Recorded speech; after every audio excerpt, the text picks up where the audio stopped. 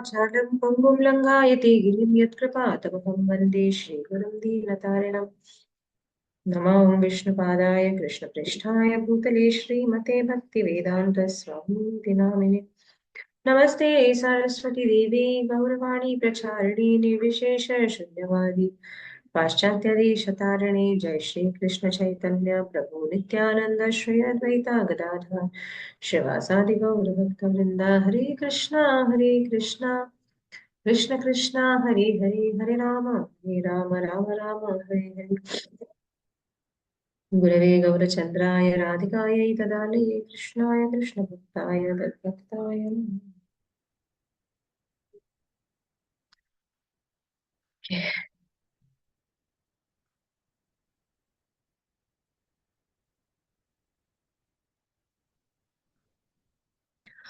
तो पिछले सत्र में हमने चर्चा की थी, हमने 30 श्लोक तक चर्चा की, बराबर। 17 श्लोका 17 टू श्लोका 30, करेक्ट। ये हमने पिछले सत्र में चर्चा की थी। तो भगवान यहाँ पर अगर देखेंगे 29वें श्लोक तक भगवान श्री कृष्ण जो है वो पूरा निष्काम कर्म योग के बारे में बात कर रहे हैं कि जो भी कर रहे हो वो करो, लेकिन फल की अपेक्षा मत करो। जो अपना कर्तव्य है वो निभाओ, लेकिन फल की अपेक्षा मत करना। बट अगर हम 30th वर्स देखेंगे तो यूजुअली हम कुछ बात कहते हैं, लेकिन जो डीप हमारे मन में दबी हुई होती है ना कहीं थोड़ी सी निकल जाती है, करेक्ट। भले ही हम ऊपर ऊपर से कुछ भी बताए, जो deep with in our heart होता है, देयर इज समवेयर जहां पे ये थोड़ा ना थोड़ा एक्सप्रेस होगा। तो सिमिलरली इधर भी अगर हम देखेंगे, थोड़ा सा मतलब भगवान इतना सब बोल रहे हैं, कर्म करो फल की अपेक्षा मत करो, कर्म करो फल की अपेक्षा मत करो, बट 30th वर्ष में कृष्णा बोलते हैं मई संन्यास्त, मेरे लिए करो। भक्ति योग थोड़ा सा वहां पे निकल जाता है, बिकॉज अल्टीमेटली भगवान ये जो भी भगवत गीता अर्जुन को बता रहे हैं, ये सब इस उद्देश्य से बता रहे हैं ताकि भक्ति योग के बारे में वो बात कर सके। ठीक है, बिकॉज पूरे गीता का सार अगर हम देखने जाएंगे तो भक्ति योग। तो that hidden thing just comes out जब भगवान यहाँ पे चर्चा कर रहे होते थे। तो मतलब अगर हम एक समरी देखने जाएंगे, सो बेसिकली कृष्ण क्या कह रहे हैं यहाँ पे, क्वेश्चन इज नॉट, ओ अर्जुन, कि आप सोच रहे हो कि मैं इन सबके प्रति करुणा प्रदर्शित कर रहे हो, आप करुणा दिखा रहे हो इन सभी के प्रति, लेकिन प्लीज अंडरस्टैंड अगर आपने ये करुणा दिखाई तो उससे नुकसान ज्यादा होगा ना कि अच्छा होगा। अब बहुत बार ऐसे होता है कि जो जो भी कोई अगर भगवत गीता नया नया पढ़ते रहेंगे तो वो लोग कहते हैं, अरे ये क्या है, यहाँ पे एक व्यक्ति है जो अहिंसा की बात कर रहा है, इतनी अच्छी बात कर रहा है, और उसको कह रहे हैं नहीं नहीं नहीं तुम युद्ध करो, अपने पितामह को भी मारो, अपने भाइयों को भी मारो, अपने जो पुत्रों की तरह है उन्हें भी मारो। तो ये ऐसे कैसे भगवान है, काफी बार ये आर्ग्यूमेंट्स होता है। But what we have to realize is, Krishna जो है वो निष्पक्ष है। Krishna is completely impartial. ठीक है, हाँ, भक्तों की तरफ उनका थोड़ा झुकाव ज्यादा है। जैसे वो कहते हैं भगवत गीता में आगे जाके, न मैं द्वेषोस्ति न प्रिय, कि मैं किसी से भी द्वेष नहीं करता, ना कोई ऐसा है कि जो मुझे अत्यंत प्रिय। बट ऐसे नहीं, भक्त की तरफ उनकी थोड़ी आसक्ति होती है, बट स्टिल जो अभक्त है उनके प्रति भी अगर हम देखेंगे भगवान काफी निष्पक्ष है। एक सिंपल उदाहरण लेते हैं यहाँ पर कि भागवतम में कथा आती है शौबरी मुनि की। ठीक है, शौभरी मुनि जो है वो यमुना में बैठ के तपस्या कर रहे थे। ओके, योगी थे, महान योगी थे, यमुना के अंदर पानी में जाकर, क्योंकि उन्होंने सोचा मेरे पहले इतने सारे ऋषि मुनि आए, लेकिन हर एक व्यक्ति का तप भंग करने के लिए इंद्र ने किसी ना किसी को भेजा, तो मैं पृथ्वी पर नहीं, मैं जल के अंदर जाके तपस्या करूंगा, सो दैट मुझे कोई डिस्ट्रैक्शन नहीं। ऐसे सोचकर शौबरी मुनि जल में जाकर, यमुना में जाके तपस्या कर रहे हैं। तो होता यह है कि गरुड़ जो है भगवान विष्णु के वाहन है, गरुड़ जो है आते थे। अभी गरुड़ जो है अगर देखने जाएंगे, ईगल बॉडीली अगर अपेरेंटली हम देखने जाएंगे वो एक गरुड़ है। ठीक है, इज एन ईगल, पंछी है। तो वो क्या करते थे, जो मछलियां होती थी यमुना में उसे खा लेते थे। बिकॉज नेचुरल है, ईगल का आहार होता है फिश। तो अब ये सभी मछलियां जो है वो परेशान है।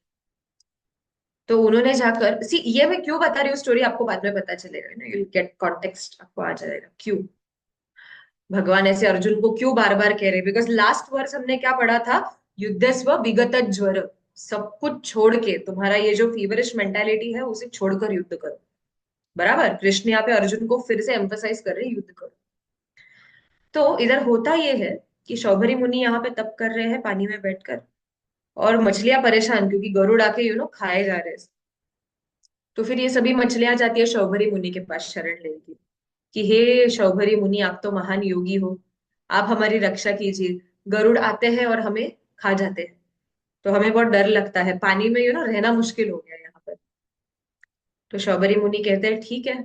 उन्हें बहुत करुणा आती है मछलियों पर, बिकम्स वेरी कंपैशनेट। शौभरी मुनि कहते हैं ठीक है, कोई बात नहीं, अगली बार जब गरुड़ आएंगे मैं तुम्हारी रक्षा। तो नेक्स्ट टाइम जब गरुड़ आते हैं तो शौभरी मुनि गरुड़ से कहते हैं कि हे गरुड़, इन मछलियों को तकलीफ मत देना, आप यहाँ पर इन मछलियों को लेकर मत खाना। तो गरुड़ कहते हैं ठीक है ये ऋषिवर, जैसी आपकी आज्ञा। लेकिन वो क्या सोचते हैं, जाते जाते एक स्नैक लेकर जाता हूँ, ऐसे सोचकर गरुड़ जो है एक मछली को पकड़कर लेके जाते हैं कि अभी इसके आगे तो नहीं आऊंगा, लेकिन ये एक जाते जाते खा लूं। तो ये देखकर शौबरी मुनि क्रोधित होकर गरुड़ को श्राप देते हैं कि अगर फिर से आपने इस यमुना के जल को प्रवेश स्पर्श किया, इस यमुना के जल को, तो आपकी मृत्यु हो जाएगी। तो वो गरुड़ को ये श्राप दे देते हैं। तो अब मुझे बताइए, शौबरी मुनि का ये जो एक्ट था, वो उन्होंने किसके वजह से किया? आउट ऑफ कंपैशन किया, उनको मछलियों पर दया आई, करुणा आई। एग्जैक्टली जैसे अर्जुन को अब कौरवों पर आ रही है कि नहीं नहीं उन्हें मारना नहीं चाहिए। सिमिलरली शौबरी मुनि यहाँ पर क्या सोच रहे, नहीं नहीं मछलियां बेचारे मर रहे हैं, गरुड़ आकर खा रहे हैं। और अल्टीमेटली जब वो देखते हैं कि गरुड़ को कंट्रोल करना मुश्किल है, तो वो गरुड़ को श्राप दे देते हैं। अब क्या होता है इसके आगे? So bottom line is everything is happening out of compassion. ठीक है। अब होता यह है कि शौबरी मुनि ने गरुड़ को श्राप देने की वजह से गरुड़, एक तो शौबरी मुनि के हाथों वैष्णव अपराध हो गया। ठीक है। तो शौभरी मुनि का पतन हो जाता है। जिन मछलियों को बचाने के लिए उन्होंने गरुड़ को श्राप दिया, उन्हीं दो मछलियों को शौभरी मुनि पानी में देख लेते हैं साथ में, और ये देखकर उनके मन में काम इच्छा जागृत हो जाती है। और फिर शौभरी मुनि पानी से निकलकर राजा मंदात के पास जाते हैं और उनकी 50 जो राजकन्याएं हैं उनसे विवाह करते हैं। 50 डॉटर्स ऑफ किंग मंदात। वो अलग स्टोरी है कि why 50 daughters, that is a different story, हम वहां पे नहीं जाएंगे। ठीक है। तो शौबरी मुनि का पतन हो जाता है क्योंकि उनके हाथों वैष्णव अपराध हो। गरुड़ के प्रति, गरुड़ जी का अभी क्या प्रॉब्लम है? वो अपना जो अन्न है वो नहीं खा सकते, और साथ ही में यमुना स्नान से वंचित रह गए इतने महान वैष्णव। तीसरा, लेकिन ठीक है चलो, शौबरी मुनि को प्रॉब्लम हो गया, गरुड़ को भी प्रॉब्लम हो गया, लेकिन मछलियां तो बच गई ना कम से कम। नहीं, क्योंकि जैसे ही कालिया को पता चल जाता है कि गरुड़ को श्राप मिला है, वो वहां पर यमुना में नहीं आ सकते, कालिया समुद्र को छोड़कर यहाँ पर आ जाता है, और जितनी मछलियां थी सारी मर जाती। तभी कम से कम एक दो मछलियां मर रही थी, और वो भी गरुड़ के मुंह में जाकर, बिकॉज गरुड़ महान वैष्णव है। वो सभी मछलियां वैकुंठ धाम जा रही, जिन्हें भी गरुड़ खाते थे। अब कालिया के प्रभाव से मरने की वजह से वो मछलियां जो थी वो नरक में जाने लगी।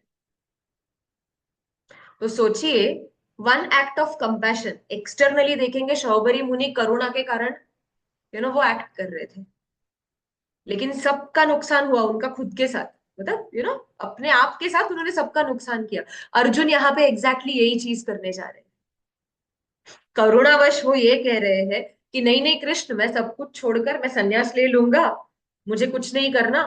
मैं किसी के रक्त पर अपने जो भी स्वजन है उनके रक्त से सना हुआ राज्य मुझे नहीं चाहिए।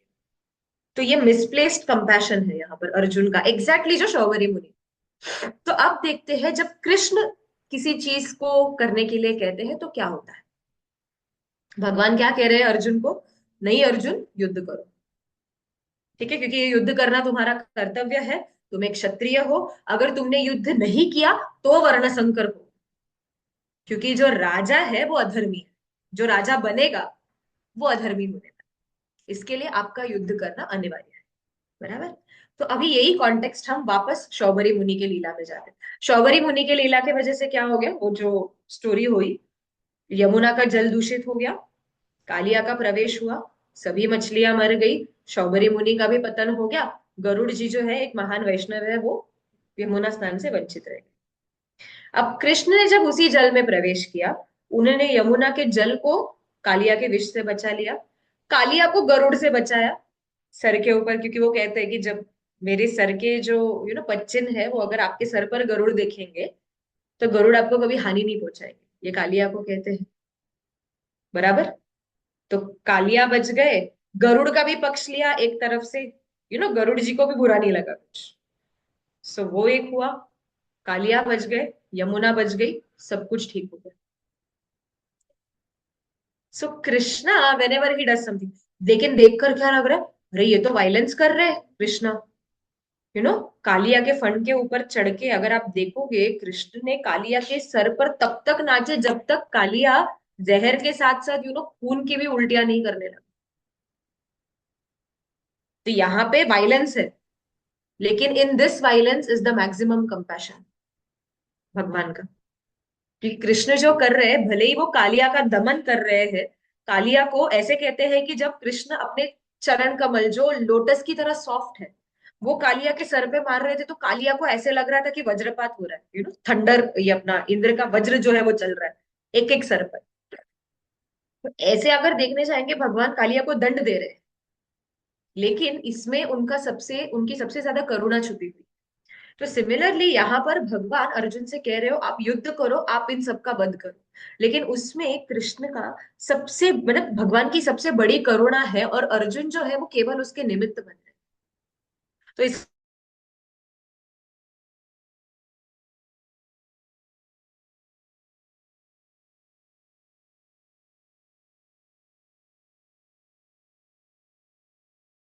लोकवीरा य आहवे कृष्ण मुखारविंदम नेत्रे पिबन्तो नयनाभिरामम् पार्थास्त्रपूतापदमापुरस्य। तो यहाँ पे वो क्या कह रहे, तथैव चान्य नरलोकवीरा। अब आप मुझे कहिए, दुर्योधन, दुशासन, शकुनी, कर्ण, ये सब जितने भी कौरव पार्टी है, क्या उनका वैकुंठ जाना पॉसिबल था? Is it possible? उन्होंने जितने पाप किए, हमने फर्स्ट इसमें सुना था कि 6 प्रकार के आतताई होते हैं, बराबर। तो 6 प्रकार के आतताई में से किसी एक भी आतताई को मारने का यू नो परमिशन जो है वो शास्त्र दे रहा है। कौरवों ने तो सब 6 के 6 ये किए थे, विष पिलाना, पत्नी का वस्त्र हरण करना, प्रॉपर्टी को छीन लेना, सब कुछ कौरवों ने किया था। आग लगा देना घर को, वारणावत में जो लाक्षागृह का षड्यंत्र हुआ था, करेक्ट। तो इतने सब पाप करके इट वॉज इम्पॉसिबल कि ये कौरव मंडली जो है वो भगवत धाम वापस चली जाएगी।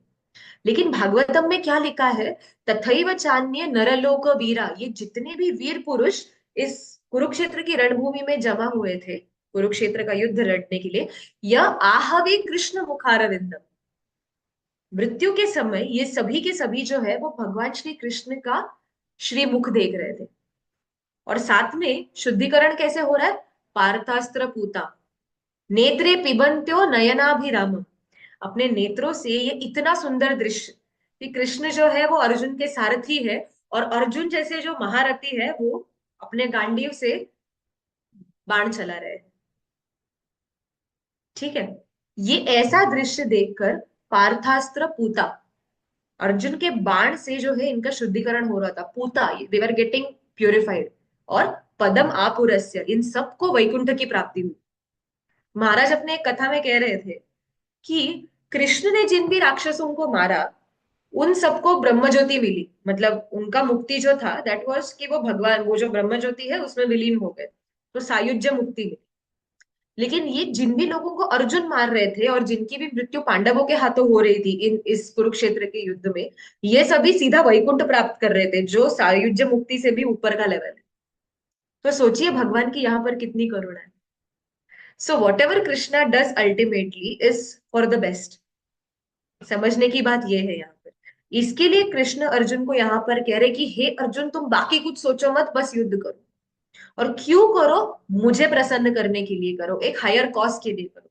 ये मत सोचो परिणाम क्या हो रहा है, बिकॉज एक्सटर्नली अगर हम देखने जाएंगे तो परिणाम हमें क्या दिख रहा है? अरे मेरे पितामह मर रहे हैं, मेरा भाई मर रहा है, मेरे ससुर मर रहे हैं, मेरे पुत्र मर रहे हैं। बराबर, ये एक्सटर्नल पॉइंट ऑफ व्यू है, भौतिक स्तर पर ये हमें दिख रहा है। लेकिन आध्यात्मिक स्तर पर क्या हो रहा है? ये सब के सब वैकुंठ को प्राप्त कर रहे हैं। तो this is the highest destination. जिसके लिए जन्म जन्मांतर तक इतनी तपस्या करनी पड़ती है, वो उन्हें ऐसे मिल रहा था। ये भगवान की कृपा है। ठीक है। और फिर अगेन जैसे कि ये बात आती है कि हे अर्जुन, आप फल की चिंता मत करो, जो कर रहे हो वो बस आप मेरी प्रसन्नता के लिए करो। भागवतम में इसका एक और प्रमाण आता है। एक और प्रमाण कहाँ पर है? तो पृथु महाराज, ठीक है, हाँ, बेसिकली यहाँ पर क्या है, कृष्ण अर्जुन को क्या कह रहे हैं कि करुणा जो है, कंपैशन जो है, ये बहुत ही इट इज अ बहुत ही श्रेष्ठ धर्म है, करुणा दिखाना। ठीक है, एक श्लोक आता है जहां पर कहा जाता है, दयया सर्वभूतेषु संतुष्टया येन केन वा सर्वेन्द्रियोपशांत्या च तुष्यत्याशु जनार्दन। अगर हमें भगवान कृष्ण को प्रसन्न करना है तो केवल तीन चीजें करनी, जिससे भगवान जो है वो तुरंत प्रसन्न हो जाएंगे। आशु मतलब तुरंत। तो तुष्यति आशु जनार्दन, भगवान जनार्दन जो है वो एकदम तुरंत संतुष्ट हो जाएंगे। तो वो कौन सी तीन चीज है? सबसे पहला आता है दया सर्वभूतेषु, सभी जीवों के प्रति करुणा या फिर दया दिखाना। ये सबसे पहली चीज है। लेकिन अर्जुन तो यहाँ पर दिखा रहे हैं करुणा सबके प्रति, तो भगवान यहाँ पे क्यों असंतुष्ट है? बराबर। फर्स्ट थिंग जो ये श्लोका में कहा गया है कि सभी जीवों के प्रति दया दिखाओ, किसी भी हालत में संतुष्ट रहो, संतुष्टा ये न केन वा, और सर्वेंद्रियों पर शांत्याच, अपने सभी इंद्रियों का निग्रह करो, उनको कंट्रोल करो। एक तीन चीज करके हम भगवान को प्रसन्न कर सकते हैं। तो उसमें से जो सबसे इंपॉर्टेंट है यानी कि जीव दया, वो तो अर्जुन यहाँ पे दर्शा रहे हैं पहले चैप्टर में भगवत गीता के। लेकिन कृष्ण तो है गुस्सा हो रहे हैं, अनार्य जुष्टम क्या, क्लैब्यम क्या, कितनी गालियां दे रहे हैं अर्जुन को। अगर हम देखेंगे कि तुम अनार्य की तरह बर्ताव कर रहे हो, एक नपुंसक की तरह बर्ताव कर रहे हो। करेक्ट। बिकॉज अगर हम देखने जाएंगे, भले ही अहिंसा, करुणा, ये बहुत अच्छे धर्म है, ये सर्वश्रेष्ठ धर्म है, लेकिन यहाँ पर इनका पालन करना गलत होगा इन दिस पर्टिकुलर सिचुएशन। तो इसका प्रमाण अगर हम देखने जाएंगे, वो आता है भागवतम के चौथे स्कंद में पृथु महाराज की कथा में। ठीक है। पृथु महाराज अगर हम देखने जाएंगे, इंद्र ने 100 अश्वमेध यज्ञ किए हैं अपने पद को प्राप्त करने के लिए। ठीक है, इसके लिए इंद्र का एक नाम है शतक्रतु। शत मतलब 100, और क्रतु मतलब जिसने परफॉर्म किया है। तो जिसने 100 अश्वमेध यज्ञ किए हैं वो है शतक्रतु। ठीक है, शक्र, इसके लिए इंद्र को शक्र भी कहते हैं, शॉर्ट फॉर्म इसका शतक्रतु। तो इंद्र ने 100 अश्वमेध यज्ञ किए, और पृथु महाराज जो भगवान के शक्तावेश अवतार है, उन्होंने भी अपने प्रजा के भलाई के लिए, बिकॉज अभी हमने देखा, यज्ञात भवन्ति पर्जन्यो, अन्नात् भवन्ति भूतानि, पर्जन्याद अन्न संभव, यज्ञात भवन्ति पर्जन्यो, कि यज्ञ करने से अगर हम देखेंगे तो वर्षा ठीक से होती है, बारिश ठीक से हो रहे तो धन धान्य भरपूर होता है, सब कुछ अबेंडेंस में है। तो ये सोचकर पृथु महाराज ने भी 99 अश्वमेध यज्ञ किए, और 100th अश्वमेध यज्ञ पृथु महाराज करने जा रहे हैं। तो अभी इंद्र जो है वो थोड़े इनसिक्योर हो गए कि 100 अश्वमेध यज्ञ का टाइटल जो है वो तो मेरा है, ये मेरा वर्ल्ड रिकॉर्ड है, अभी तक किसी ने 100 अश्वमेध यज्ञ किए नहीं है।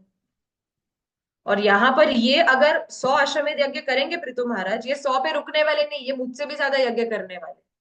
तो ये इनसिक्योरिटी के वजह से पृथु महाराज ने, सॉरी, इंद्र ने क्या किया, पृथु महाराज के अश्वमेध के जो अश्वमेध यज्ञ का जो घोड़ा है उसे चुरा लिया। ठीक है। हर बार वो अलग अलग साधु का वेश लेकर, ऐसे भी नहीं कि खुद से आकर चुरा रहे थे, हर बार अलग अलग साधु का वेश लेके इंद्र जो है वो घोड़े को चुरा कर लेके जा रहे थे। और अल्टीमेटली पृथु महाराज ने सोचा बस अब बहुत हो गया, अब I have to take matters in my own hand. और इसके लिए पृथु महाराज ने सोचा कि मैं इंद्र का वध कर दूं।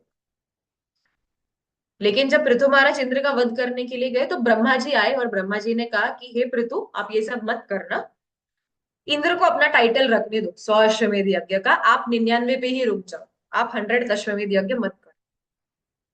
ऐसे ब्रह्मा जी ने पृथु महाराज को कह दिया। ओके, आप लोगों को कॉन्टेक्स्ट समझ में आ रहा है क्या हुआ है? ऋतु महाराज ने 99 अश्वमेध के यज्ञ किए हैं, वो 100th यज्ञ करने जा रहे हैं, लेकिन इंद्र इनसिक्योर हो गए हैं बिकॉज इंद्र का ट्रैक रिकॉर्ड है 100 अश्वमेध यज्ञ का। इसके लिए इंद्र जो है वो हर बार अलग अलग भेष लेके घोड़े को चुरा कर लेके जाते हैं अश्वमेध यज्ञ। ठीक है। और जब पृथु महाराज इंद्र को दंड देने के लिए आते हैं तो ब्रह्मा जी जो है वो मध्यस्थी करते हैं और वो कहते हैं कि पृथु महाराज को आप ये 100th यज्ञ मत करो, इंद्र को अपना ट्रैक रिकॉर्ड मेंटेन करने दो 100 यज्ञ का, आप 99 यज्ञ से संतुष्ट रहो। अब आइडियली किसी व्यक्ति ने क्या कहना चाहिए, ऐसे कैसे, वो गलत है, इंद्र गलत है, बराबर, पृथु महाराज सही है, इंद्र गलत है, और यज्ञ को ऐसे कैसे आधे में छोड़ दे, यज्ञ तो पूरा करना चाहिए, और मैं तो कुछ अच्छा काम करने जा रहा हूँ, बराबर, ये पूरा आर्ग्यूमेंट्स पृथु महाराज दे सकते थे, लेकिन पृथु महाराज ने क्या कहा, ठीक है, अगर मैंने 100 यज्ञ नहीं करने से विश्व में शांति बनी रह रही है, क्योंकि इंद्र जो है साधु के वेश में आ रहे हैं, तो हर बार एक अपसंप्रदाय तैयार हो रहा है, ठीक है, तो ये अपसंप्रदाय फैलने अगर बंद हो रहे हैं मैंने यज्ञ नहीं करने से, तो आई विल चूज यज्ञ नहीं करना। और पृथु महाराज ने यज्ञ नहीं किया, 99 पे रुक गए पृथु महाराज। अभी किसी भी यज्ञ का फल क्या होता है कि स्वयं विष्णु आते हैं यज्ञ की आहुति ग्रहण करने के लिए, तब इट इज अंडरस्टूड कि यज्ञ जो है वो सक्सेसफुल हुआ है। पृथु महाराज ने 100 अश्वमेध यज्ञ नहीं किया, फिर भी विष्णु जो है वो प्रकट हुए वहां पर। क्यों? बिकॉज भगवान, ये जो अहंकार का यज्ञ है ना, अहंकार की जो आहुति दी गई थी यहाँ पे, ऐसे कैसे, आई शुड बी सुप्रीम, उससे भगवान ज्यादा प्रसन्न हो गए थे, कॉपरेशन की वजह से। भगवान इंद्र से संतुष्ट नहीं थे, जिसने 100 अश्वमेध यज्ञ किए हैं उससे संतुष्ट नहीं है, कह रहे थे अरे ये तो यूजलेस है, ही is just worried about his title. लेकिन भगवान पृथु महाराज से प्रसन्न हो गए, भले ही उन्होंने यज्ञ नहीं किया। क्यों? क्योंकि पृथु महाराज ने एक हायर प्रिंसिपल को चूज किया था कृष्ण को प्रसन्न करने, प्रिंसिपल ऑफ कॉपरेशन।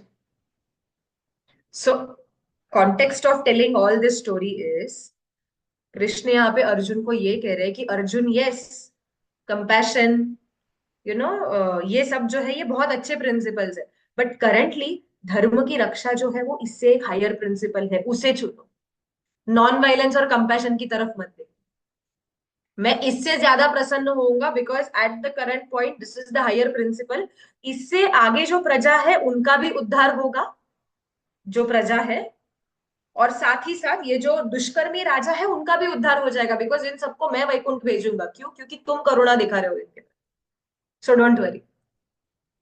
ठीक है। सो ये पिछले सत्र का एक छोटा सा रिकैप था कि भगवान यहाँ पे अर्जुन को ये सब समझा रहे हैं, निष्काम कर्म योग, और साथ ही साथ में जो भी कर रहे हो वो मेरे लिए करो। तो कृष्णा ने इतने सारे रूल्स बताए, ऐसे करना है, वैसे करना है, कर्म ये करना है ना, कर्म ऐसे करो, फल की चिंता मत करो, वेदास के अकॉर्डिंग कर्म करो, इसके वजह से आपकी किसी और पे डिपेंडेंसी भी नहीं रहेगी, बहुत सारे रूल्स भगवान ने बताए।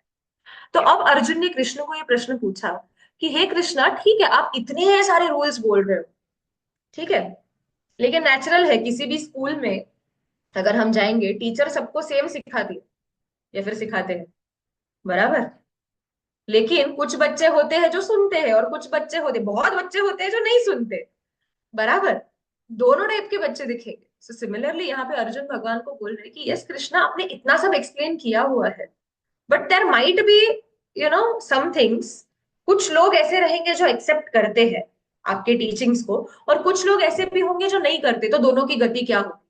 What if I choose to listen to you, तो क्या गति होगी?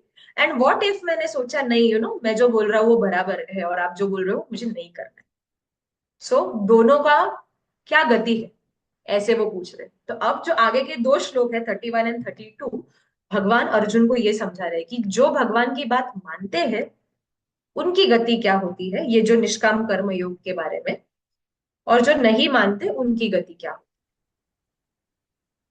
है। ठीक है। सो सॉरी, सो ये है, this is our title for today, fruits of obedience and rebellion. अगर बात माना तो क्या और नहीं माना तो क्या होता है। तो let us come to the 31st verse, जहां पे भगवान ये बता रहे हैं कि जो भी भगवान के कहे गए पथ पर चलते हैं उनका क्या होता है। ये मे मतमिदं नित्यम् अनुतिष्ठन्ति मानवा श्रद्धावन्तोऽनुसूयन्तो मुच्यन्ते तेऽपि कर्मभिः। तो कृष्ण कह रहे ये मे मतम इदम नित्यम। ठीक है, ये जो मैंने मत तुम्हारे सामने रखा है हे अर्जुन, ये जो कुछ भी मैंने तुम्हें एक्सप्लेन किया हुआ है, नित्यम अनुतिष्ठन्ति मानवा, जो भी व्यक्ति इन रूल्स को अपना सर्वस्व मानकर, नित्यम अनुतिष्ठन्ति ऐसे नहीं कि आज सुना कल नहीं सुना, हर एक सिचुएशन में चाहे जो कुछ भी हो, जो भी व्यक्ति इन इस पथ पर चलेगा नित्यम, श्रद्धावंतो नुसूयंतो, यानी कि पूरी श्रद्धा रख के, और साथ में ये टर्म बहुत इंपॉर्टेंट है, अनसूयंतो। अनसूयंतो यानी कि, सॉरी, अनसूयंतो यानी कि बिना किसी ईर्ष्या के किसी और के प्रति, मुच्यन्ते तेपि कर्म भी, वो व्यक्ति जो है वो इस कर्म के चक्र से छूट जाता है, मुच्यन्ते, क्लियर आउट हो जाता है उसका पूरा कर्म। ऐसे भगवान यहाँ पर अर्जुन को कह रहे हैं। ठीक है, और साथ ही में मैं थोड़ा फास्ट फॉरवर्ड कर रही हूँ 32nd वर्स पे, दोनों का कॉन्ट्रास्ट मैं आपको बताती हूँ, and then we will see. ठीक है, एक एक एक एक देखिए। यस, और अब भगवान बता रहे हैं कि जो नहीं सुनता उसका क्या होता है। ये त्वे तद अभ्यसूयन्तो नानुतिष्ठन्ति मे मतम् सर्वज्ञान विमूढ़ांस्तान् विद्धि नष्टान अचेतसा। तो ये तो एतद, ये देखो अभी यहाँ पर ये टर्म है अभ्यसूयंतो, वहां पर क्या था अनसूयंतो, यानी कि बिना ईर्ष्या के। असूया मतलब ईर्ष्या, अनअसूया मतलब ईर्ष्या नहीं है। और यहाँ पे अभ्यसूयंतो, जो बहुत ईर्ष्या रखकर, वहां पर क्या था नित्यम अनुतिष्ठन्ति, इधर क्या है न अनुतिष्ठन्ति, जो नहीं मानते मे मतम, मेरे कहे को जो व्यक्ति ईर्ष्या के कारण नहीं मानता, सर्व ज्ञान विमूढ़ाम स्थान, उसकी जो बुद्धि है वो पूरी तरह से नष्ट हो जाती है। और विद्धि नष्टान अचेतसा, और वो अपने जीवन को पूरी तरह से नष्ट कर दे। ठीक है, जो मानता है उसका क्या हो रहा है, सभी कर्मों से मुक्ति मिल रही है। जो नहीं मान रहा वो और कर्मों में लिपटते जाता है और पूरे जीवन को अपने नष्ट कर देता है। तो ऐसे दो कॉन्ट्रास्ट जो है भगवान यहाँ पर बता रहे हैं। ओके, तो अब देखते हैं इन दोनों का पैरेलल एग्जाम्पल क्या है। भगवान कह रहे बराबर कि कोई भी परिस्थिति हो, okay, this word is important actually, नित्यम अनुतिष्ठन्ति, वाई कृष्णा इज सेइंग नित्यम यहाँ पर। ठीक है, काफी बार ऐसे होता है, आप देखिए आजकल के इसमें, now this brings us to one of the most important questions जो बार बार पूछा जाता है, why do good things happen to bad people. बराबर, काफी बार ये सवाल आते हैं कि अरे ये इंसान पूरे साल भर पढ़ाई नहीं करता, एग्जाम में चीटिंग करता है, और अल्टीमेटली अगर देखने जाएंगे तो इसको एकदम अच्छे मार्क्स मिल रहे हैं, और हम यहाँ पर है जो पूरे साल भर में पढ़ रहे हैं, सब कुछ कर रहे हैं, लेकिन फिर भी प्रॉब्लम इज हमें तो मार्क्स नहीं मिलता, या फिर हम अच्छे इस पे चलने जाते हैं तो फिर हमारे साथ ही कुछ गलत हो जाता है, वो ऐसे क्यों। ठीक है, तो देखकर अपेरेंटली ऐसे लगता है कि जो व्यक्ति गलत रास्ते पर चल रहे हैं उनके साथ सब कुछ अच्छा हो रहा है, और जो अच्छे रास्ते पे चल रहे हैं उनके साथ सब बुरा हो रहा है। करेक्ट, तो कंक्लूजन क्या निकलता है, एक ही तो जिंदगी है यार, जी लो जैसे चाहिए वैसे, ये कर्मा वर्मा कुछ नहीं होता। Ultimately people reach to this conclusion, इसके लिए भगवान यहाँ पे कह रहे हैं श्रद्धावंत हो, श्रद्धा रखना, have patience and have faith, और जो मैंने मार्ग बताया बस उतना फॉलो। क्लासिकल एग्जाम्पल अगर आपको चाहिए तो कहीं भी मत जाना, महाभारत में ही देख लो, युधिष्ठिर और दुर्योधन। युधिष्ठिर महाराज अपना पूरा जीवन ये इस एक श्लोक पे चले, बराबर, जो शास्त्र में लिखा गया है उसके हिसाब से युधिष्ठिर महाराज अपना सब कार्य करते थे। उनको भगवान के प्रति पूरी श्रद्धा थी, वो किसी के भी प्रति उनके मन में ईर्ष्या नहीं थी, इसके लिए उनका एक और नाम था अजात शत्रु, एक ऐसी व्यक्ति जिनका कोई शत्रु भी नहीं है। लेकिन उनका पूरा जीवन देखो कैसे था, बचपन में पिताजी गुजर गए, माता विधवा बन गई, वापस जब हस्तिनापुर आ जाते हैं तो हस्तिनापुर आने के बाद कोई उन्हें एक्सेप्ट करने के लिए रेडी नहीं है, एक्सेप्ट कर लेते हैं तो भी फिर जो कौरव है, मतलब दुर्योधन एंड पार्टी जो है वो बार बार उन्हें तकलीफ दे रही है, भीम को विष पिलाया जाता है, लाक्षागृह का षड्यंत्र होता है, उसके बाद उन्हें फिर से वनवास भुगतना पड़ता है, फिर द्रौपदी का फिर वापस आके इंद्रप्रस्थ, मतलब राज्य का बंटवारा होता है तो खांडव प्रस्थ मिल जाता है। थिंक अबाउट इट कि पांडवस ने कितना सहन किया है।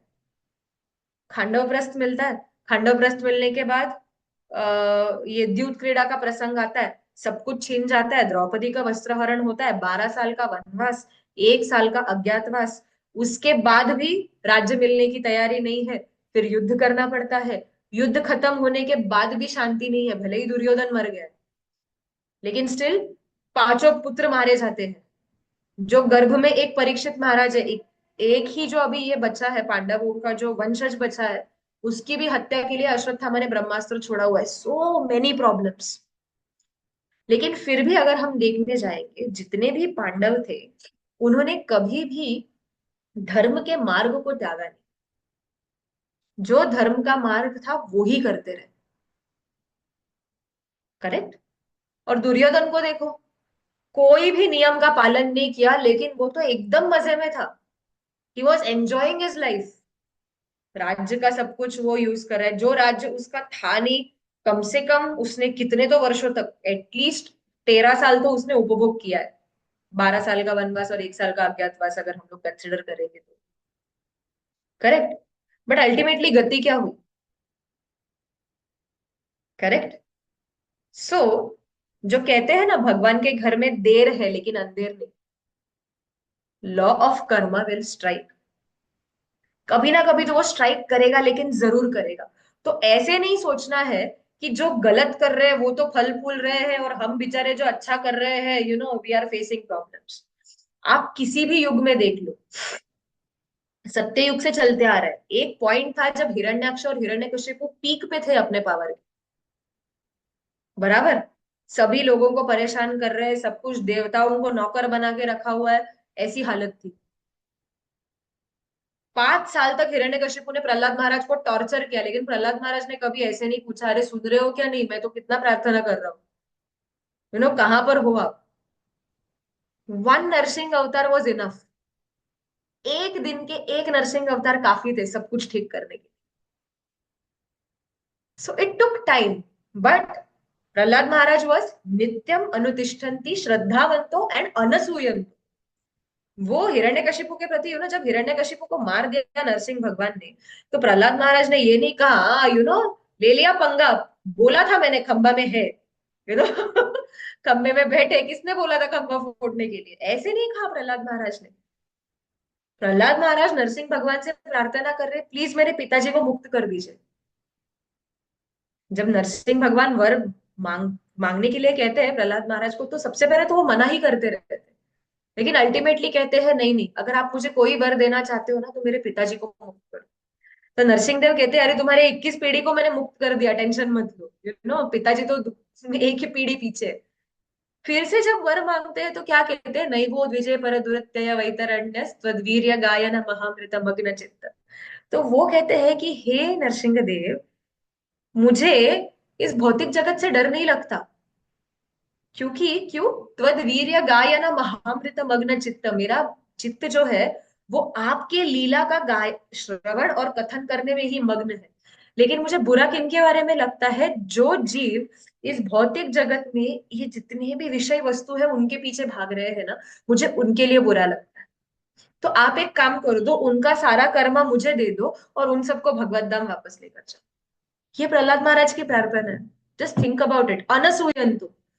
जरा सी भी ईर्ष्या नहीं है इनके अंदर, प्रहलाद महाराज के अंदर। सेम चीज, ये हो गया सत्ययुग। कमिंग टू त्रेता युग, त्रेता युग में जब आते हैं तो रावण को देख लो। Ravan was at the peak of his power. बराबर। कुछ भी जो नवग्रह थे वो 9 सीढ़ी बनाकर रावण हर एक को कुचल कुचल के चढ़ता था अपने सिंहासन। ये प्रूव करने के लिए कि नवग्रह जो है वो भी मेरी दशा नहीं बदल सकते। ऐसे, इतना शक्तिशाली था रावण।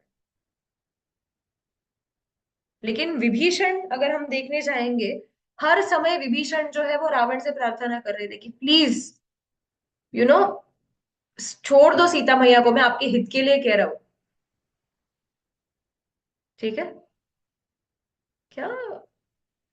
क्या? सततम प्रिय वादिन। सुलभा पुरुषा राजम सततम प्रियवादिन अप्रियस्य च पथ्यस्य वक्ता श्रोता च दुर्लभ। तो वो कहते हैं कि क्या सुलभा पुरुषा राजन, ये राजा आपको बहुत सारे ऐसे लोग मिलेंगे जो आपकी चाटुकारी करेंगे, हाँ जी करेंगे। हाँ, आप सबसे शक्तिशाली हो, आप ऐसे हो, आप वैसे हो, सततम प्रियवादिन, जो आपको प्रिय है ऐसे बात बोलने वाले बहुत सारे लोग मिलेंगे, लेकिन अप्रियस्य च पथ्यस्य, आपके हित के बारे में लेकिन कड़वी लगने वाली बात बोलने वाले, वक्ता श्रोता च दुर्लभ, ऐसे बोलने वाले भी बहुत कम है और ऐसे सुनने वाले भी बहुत कम है। विभीषण के मन में रावण के प्रति ईर्ष्या नहीं थी, बट प्रेम था रावण के प्रति कि मेरा भाई है, सुधर जाओ। लेकिन फिर भी रावण सुधरा नहीं। सो दो पैरेलल्स यहाँ पे भी दिख रहे कि Ravan was at the peak of his power and Vibhishan सत्य के पथ पर रहकर क्या हुआ विभीषण के साथ। For a short period of time अगर हम देखेंगे, विभीषण को राज्य से निकाला गया, पूरे सभा में रावण ने उसका अपमान किया, यू नो लात मारकर विभीषण को practically he kicked him and छोड़ने को कह दिया सब कुछ। तो विभीषण अपने पत्नी, अपना संपत्ति, सब कुछ लंका में छोड़कर वो राम की शरण में आए। राम के शरण में भी जब आते हैं तो सभी वानर कहते हैं, "है, इन्हें लेना नहीं है, विभीषण को एक्सेप्ट नहीं करना है।" क्यों? क्योंकि जो व्यक्ति अपने भाई को संकट के समय में छोड़ सकता है, क्या भरोसा कल हमारे बारे हम मतलब हमें भी छोड़कर चला जाए। तो सोचिए, हर पद पर अगर हम इस पद पर चलेंगे ना, हर पॉइंट पे एक परीक्षा होने वाली है। इसके लिए कृष्ण अर्जुन को यहाँ पर कह रहे हैं कि जो व्यक्ति नित्य श्रद्धा के साथ और बिना कोई ईर्ष्या किए इस पथ पर चलता है, वो मुच्यन्ते भी कर्म भी, वो सभी कर्मों से, कर्म बंधन से जो है वो मुक्त हो जाते हैं। और विभीषण के साथ क्या होता है अल्टीमेटली, सभी वानर कहते हैं कि नहीं, इन्हें एक्सेप्ट नहीं करना है, बिकॉज कल जाकर ये हमारे विरुद्ध भी कुछ ना कुछ करेंगे। लेकिन राम क्या कहते हैं, आप सब भले ही विरुद्ध में बोलते रहेंगे, लेकिन फिर भी सकृदेव प्रपन्नो यस तवास्मीति स याचते अभयम सर्वदा तस्मै ददामि एतद् व्रतम। कि कोई व्यक्ति अगर एक बार भी सिर्फ आकर मुझे कह दे तवैव अस्मि, मैं आपका हूं, सकृत सिर्फ एक बार, ठीक है, अभयम सर्वदा तस्मै, तो ऐसे व्यक्ति को मैं हमेशा हमेशा के लिए अभय प्रदान करूंगा। ददामी एतद् व्रतम मम, ये मेरा व्रत है, तो मैं विभीषण को कैसे त्याग सकता हूँ। और वो विभीषण को अपना लेते हैं। रामचरितमानस में तुलसीदास गोस्वामी एक बहुत सुंदर श्लोक लिखते हैं, चौपाई लिखते हैं वहां पर। चौपाई नहीं, सॉरी, दोहा है वो, इट इज जो क्या, जो सिर रावण ही दीनी दिए दस मात। हाँ, मतलब बेसिकली द दिस इज, मुझे अभी वो ये याद नहीं आ रहा है, सो ही लंका विभीषण ही सकुचि दीनी रघुनाथ। मुझे वो भी clear, I don't remember the exact words. जो लंका प्राप्त करने के लिए रावण को शिव जी के पास अपने 10 सर काटकर अर्पण करने पड़े, तब जाकर रावण को वो लंका मिल गई। करेक्ट, ये तुलसीदास गोस्वामी लिखते हैं रामचरितमानस में। हाँ, जो लंका शिव रावण ही दीनी दिए दस मात, सो ही लंका विभीषण ही सकुचि दीनी रघुनाथ। कि जो लंका प्राप्त करने के लिए रावण को अपने 10 सिर आहुति में शिव जी को अर्पण करने पड़े, वो ही लंका श्री राम ने विभीषण को अपना एक सिर सिर्फ झुकाने पर दे दी। So that is Krishna's mercy. तो यहाँ पे भगवान ये हाईलाइट करने की कोशिश कर रहे हैं कि ये मत सोचो कि एंड ये सब एक्चुअली हमारे लिए है, कि जो कुछ मैं कह रहा हूं वो उसमें अगर आप देखोगे तो टेम्पररीली लग सकता है, अरे मेरे साथ कुछ अच्छा नहीं हो रहा, सब कुछ गलत हो रहा है। बट प्लीज अंडरस्टैंड, मुच्यन्ते तेपि कर्म भी, अल्टीमेटली आप सभी कर्म फलों से जो है वो मुक्त हो जाओगे।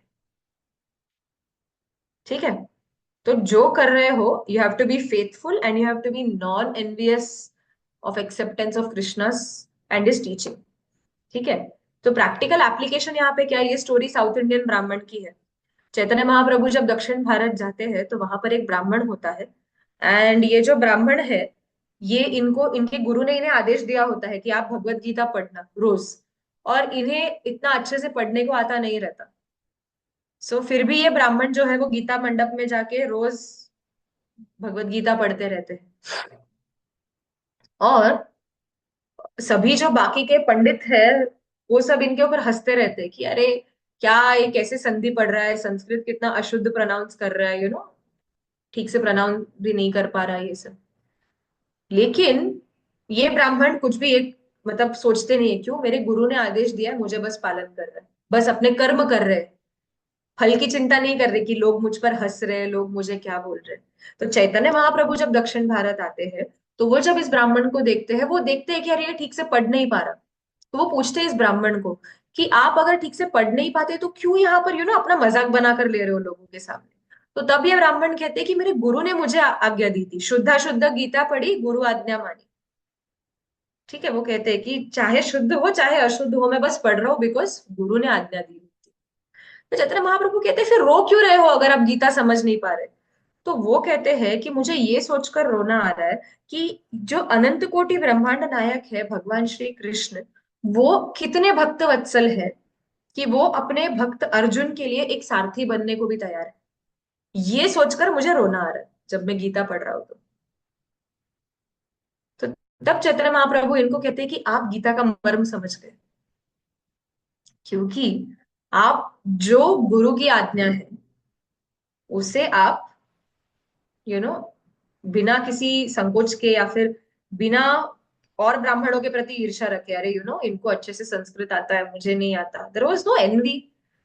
ना ही इनके मन में वो संकोच था कि अरे मुझ पर हंस रहे, कुछ भी नहीं। आज्ञा दी है, बस पालन करना, दैट्स इट। एंड महाप्रभु की कृपा ऐसे ब्राह्मण पर हुई। सो this is the practical application. Okay, similarly यहाँ पे ध्रुव महाराज, देखिए ये यहाँ पर ये है, even if one is not at the stage of devotion which is mention कि सब कुछ संन्यास, क्या कहते हैं भगवान, कि जो भी है वो मुझे अर्पण करके आप कर्म करो, अगर वैसे भी नहीं है, तो भगवान as long as he is faithful to the words of Krishna, ultimately उनको वो गोल ऑब्टेन होगा। तो कैसे यहाँ पे ध्रुव महाराज का उदाहरण आता है। ध्रुव महाराज जब अपने राज्य से निकले थे तपस्या करने के लिए, तो उनके मन में एक ही हेतु था, मुझे मेरे पिताजी से भी बड़ा राज्य चाहिए बस। मेरी सौतेली माँ ने, सुरुचि ने मुझे इतने कठोर वचन कहे हैं, तो उन्होंने जो कहा है इसके लिए मुझे उससे अच्छा भी राज्य चाहिए, बस दैट्स इट। और इसके लिए फिर उन्हें नारद मुनि मिलते हैं, नारद मुनि उन्हें दिशा देते हैं कि आप मधुवन जाइए, मधुवन जाके आप ओम नमो भगवते वासुदेवाय इस मंत्र का जप कीजिए, और फिर भगवान की आपकी प्राप्ति होगी। और जब वो भगवान को प्राप्त करते हैं, तब ध्रुव महाराज का क्या कहना होता है।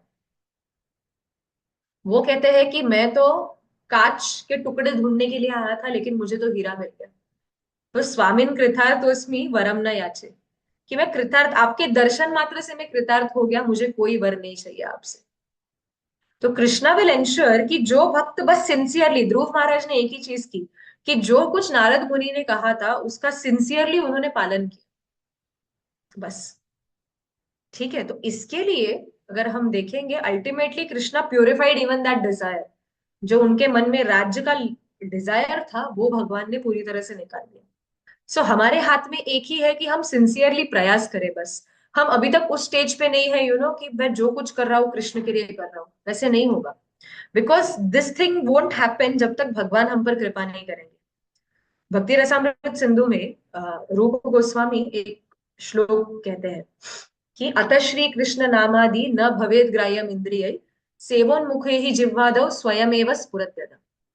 तो वो क्या कहते हैं कि भगवान का जो नाम है, हरि नाम है, या फिर कृष्ण प्रेम जो है, हमें मिलना चाहिए, जिसके लिए हम इतना प्रयास कर रहे हैं, we are just working for it.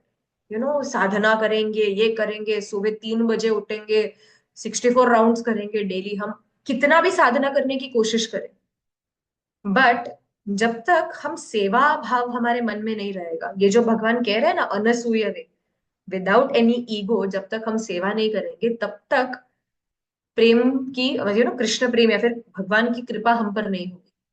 तो अथ श्री कृष्ण नामादि न भवेद ग्राह्यम इंद्रिय, हमारे इंद्रिय जो है वो इतने शक्तिशाली है और भौतिक इसमें इतने जकड़ चुके हैं कि वो भक्ति की तरफ ऑटोमेटिकली मुड़ेंगे ही नहीं, वो हमेशा इंद्रिय तृप्ति की तरफ ही मुड़ेंगे। तो इसके लिए ऑप्शन क्या है, सेवोन्मुखे ही जिह्वाधौ, इन सभी इंद्रियों को आप बस विनम्र होकर सेवा में लगाइए, तब जाके स्वयं एवं स्फुरत्यत, तो खुद से जो है ये हरि नाम हमारे जिह्वा पर आना शुरू होगा, अपने आप से कृष्ण प्रेम जो है वो हमें मिल जाएगा। सो इनिशियल स्टेजेस में we have to act enthusiastic, fake it till you make it. लोगों के लिए फेक नहीं करना है, लेकिन भगवान की संतुष्टि के लिए fake it till you make it. आज ही मैं महाराज का एक क्लास सुन रही थी इंपॉर्टेंस ऑफ डिसिप्लिन पे, एंड महाराज उसमें कह रहे थे कि एक्सेप्टिंग इनकन्वीनियंस, डिसिप्लिन मतलब सैक्रिफाइस, जो यहाँ पर भगवान एक्चुअली करने के लिए कह रहे हैं ना, इतना सब कर्म योगी एक प्रकार से एक डिसिप्लिन। तो महाराज कह रहे थे कि डिसिप्लिन मीन सैक्रिफाइस। और सैक्रिफाइस मतलब क्या है? जो हमारा मन हमें करने के लिए कहेगा वो नहीं करना, और जो शास्त्रों में लिखा गया है वो करना हमारे मन के विरुद्ध में जाकर, दैट इज डिसिप्लिन। और जब हम ये डिसिप्लिन के साथ प्रयास करते हैं ना, that is when Krishna actually gets pleased with us. So हमारे हाथ में सिर्फ वो इनिशियल कुछ लाइंस है, नित्यम अनुतिष्ठन्ति, जस्ट फॉलो इट रेगुलरली, श्रद्धावंतो और अनसूया, ये चार चीज हमारे हाथ में। फिर मुच्यन्ते तेपि कर्म भी जो है वो कृष्णा करेंगे जब उनके टाइम, लेकिन करेंगे फॉर श्योर। ठीक है। तो उसका एक एग्जाम्पल यहाँ पर हम देख सकते हैं। ठीक है, we are like a sparrow, ये स्टोरी आप लोगों को पता रहेगी बहुत लोगों को, कि एक स्पैरो का जो, एक स्पैरो ने अपने अंडे दिए रहते हैं समुद्र के किनारे, और समुद्र की लहरें जो है उस जो चिमनी है उसका, ना चिमनी को हिंदी में क्या बोलते हैं, मराठी में चिमनी बोलते हैं स्पैरो। सो जो अंडे है उसको ये समुद्र जो है ले जाता है, समुद्र की लहरों में अंडे बह जाते हैं। तो ये जो छोटी सी स्पैरो है, शी थिंक्स कि मुझे ये अंडे वापस चाहिए समुद्र में, समुद्र से। तो वो समुद्र को कहती है कि मेरे अंडे लौटा दो, लेकिन समुद्र ध्यान नहीं देता है, यार ये छोटी सी चिड़िया है, इसके इससे क्या डर है। तो ये छोटी चिड़िया कहती है कि अगर आपने अंडे वापस नहीं दिए तो मैं आपको सुखा दूंगी पूरी तरह से। तो समुद्र हंसना शुरू कर देगी, क्या ये इतनी सी चिड़िया और ये इतना विशाल समुद्र, ये मुझे कैसे सुखाएगी। तो ये छोटी चिड़िया क्या करती है, अपने चोंच में थोड़ा थोड़ा पानी लेकर जो है वो फेंकना शुरू करती है सुखाने के लिए समुद्र। अब ये चिड़िया तो ये प्रयास कर रही है, लेकिन इस पक्षी के, इस छोटे से पंछी के प्रयास को गरुड़ देख लेते हैं, और गरुड़ को करुणा आती है। और गरुड़ को जब करुणा आती है तो गरुड़ जाकर समुद्र को कहते हैं इस चिड़िया के अंडे लौटा दो वरना मैं तुम्हें सुखा दूंगा। अब समुद्र डर जाता है, क्योंकि उसे पता है कि गरुड़ जी में सामर्थ्य है समुद्र को सुखाने का, चिड़िया में नहीं था। तो तब वो समुद्र जो है वो चुपचाप उस चिड़िया के अंडे लौटा देता है।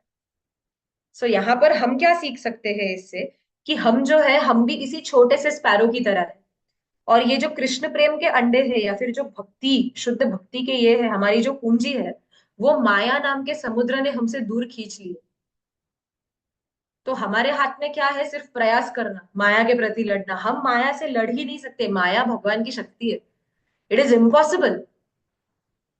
लेकिन हम सिर्फ प्रयास कर सकते, तब भगवान की कृपा, गरुड़ जो है, भगवान की कृपा जब होगी और जब भगवान इंटरवीन करेंगे जिस प्रकार गरुड़ जी ने यहाँ पर इंटरवीन किया, तो ऑटोमेटिकली माया जो है हमारे कृष्ण प्रेम की पूंजी हमें लौटा देगी। ठीक है। तो दैट इज इट। तो भगवान यहाँ पर ये कह दे कि बस श्रद्धा रखो और जो मैंने कहा है वो करते जाओ, आगे जो करना है वो कृष्ण कर देंगे। ठीक है।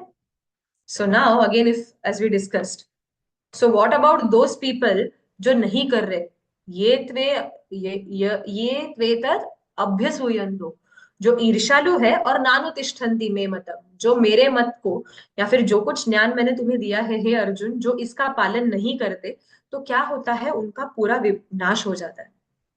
महाराज एक लेक्चर में बता रहे थे कि अभी आप सोचो, ठीक है, जस्ट थिंक अबाउट इट।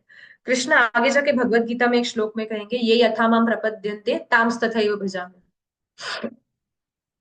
ठीक है, कि जो व्यक्ति जिस प्रकार से मुझे अप्रोच करेगा मैं उसी तरह उससे रेसिप्रोकेट करता हूँ। ठीक है। तो अगर कोई व्यक्ति ये एक ऐसे प्रिंसिपल को पकड़ के चल रहा है कि ये शास्त्र जो है इसमें कुछ भी लिखा हुआ है, ये ये जस्ट ऋषि मुनि लोगों ने एक ऐसा शास्त्र लिख के रखा था सो दैट शांति बनी रहे, लोग आपस में लड़े नहीं और कुछ करे नहीं, तो कृष्णा एज द परमात्मा with in that person heart, वो उसे वैसे ही ये करते जाएगा। ओके, तुम्हें फंसना है, तुम्हें भटकना है, ठीक है भटको, नो प्रॉब्लम। जो इच्छा हम हमारे मन में रखेंगे कृष्णा एज द परमात्मा उस प्रकार से रेसिप्रोकेट करें। Why do you think Duryodhan को युद्ध के समय, ओके, दुर्योधन का ही एग्जाम्पल ले लो, यहाँ पर आगे ही है, यस। जब भगवान शांतिदूत बनकर हस्तिनापुर में आए, तो दुर्योधन ने देखा कि कृष्ण ने अपना विराट स्वरूप वहां पर एक बार दिखाया हुआ है सभी लोगों के सामने। दुर्योधन ने भी देखा कि बंदी बनाने की जब कोशिश की दुर्योधन ने भगवान को, तो दुर्योधन जान गया कि ये कोई साधारण व्यक्ति नहीं है, ये स्वयं भगवान है। लेकिन फिर भी सोचो मूर्खता कितनी है कि दुर्योधन सोच रहा है मैं इसे हरा पाऊंगा, क्योंकि ये तो क्या सारथी है, ये निहत्था है, ये तो कोई शस्त्र भी उठाने वाला नहीं। तो because Duryodhan wanted to fulfill his own selfish desires, krishna as the paramatma in duryodhan's heart prompted him to act in a similar way. लेकिन अर्जुन यहाँ पर भगवान के सामने शरणागत हो रहे। कार्पण्य दोषोपहत स्वभाव, याद है वो श्लोक, पृच्छामि त्वं धर्म सम्मूढ़ चेता।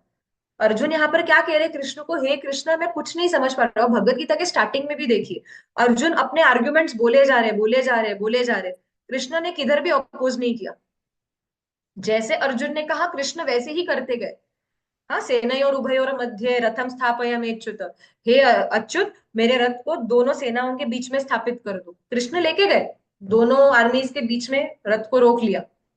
अर्जुन ऑब्जर्व कर रहे हैं, वो रो रहे हैं कि यहाँ पे भी जो है मेरे रिश्तेदार है, वहां पर भी मेरे रिश्तेदार है। कृष्ण सिर्फ सुन रहे। लेकिन द मोमेंट अर्जुन ने कृष्ण को सरेंडर किया, शिष्यस्ते हम शादी माम त्वाम प्रपन्नम, कि मैं आपको शरणागत जा रहा हूँ, हे कृष्ण मुझे राह दिखा, तब से अगर आप देखोगे भगवान ने बोलना शुरू किया। भगवान अर्जुन को राह दिखा रहे हैं क्या है और क्या नहीं। लेकिन तब तक कृष्ण चुप थे। Krishna will never force anybody to act according to his will.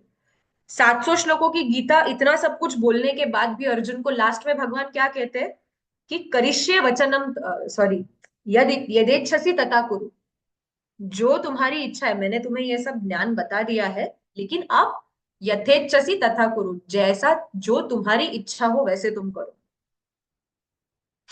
So similarly यहाँ पर भगवान ने दुर्योधन को अपनी दिव्यता का एक स्वरूप दिखा दिया। लेकिन दुर्योधन अगर अड़ियल है कि नहीं मुझे ऐसे ही बिहेव करना है, मुझे अपनी इंद्रिय तृप्ति ही करनी है, मुझे किसी का भी सुनना नहीं, तो कृष्ण भी जो है दुर्योधन के उसी इंटेलिजेंस को प्रमोट करते जाएंगे। कृष्ण उसे जबरदस्ती नहीं कर सकते सरेंडर करने। Even God can not force anybody to surrender. Surrender करना हमारे हाथ में, it is up to us कि हम सरेंडर जब तक। लेकिन हाँ, भगवान के हाथ में क्या है, जब तक सरेंडर नहीं करता तब तक बांबू देते रहना, वो भगवान के हाथ में है। मारते रहेंगे कृष्ण, माया जो है वो हमें मारती रहेगी जब तक हम शरण नहीं लेते भगवान की। लेकिन भगवान जबरदस्ती नहीं कर सकते किसी को सरेंडर। सेम चीज अगर आप देखोगे तो हिरण्यकशिपु, हिरण्यकशिपु का आइडियोलॉजी क्या था, मैं अगर भगवान को मार दूंगा तो मैं भगवान बन जाऊंगा। This is so foolish, how can you kill God. हम लोग अगर आप सुनेंगे तो हमें हंसी आएगी, ऐसे कैसे कोई भगवान को मार सकता है और खुद भगवान बन सकता है।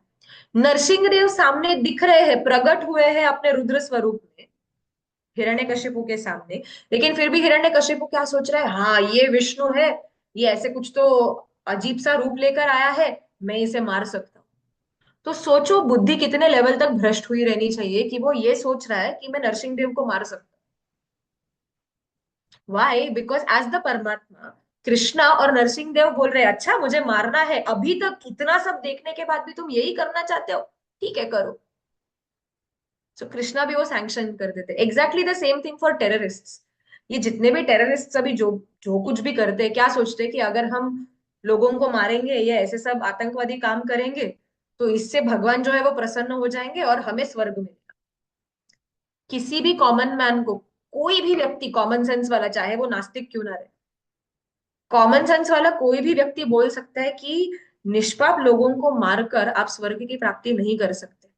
लेकिन फिर भी व्हाट मेक्स पीपल और द टेररिस्ट बिलीव कि वो जो कर रहे हैं वो सही है, बिकॉज एज द परमात्मा द लॉर्ड इज फैसिलिटेटिंग, आपको ये बिलीव करना है ना, करो।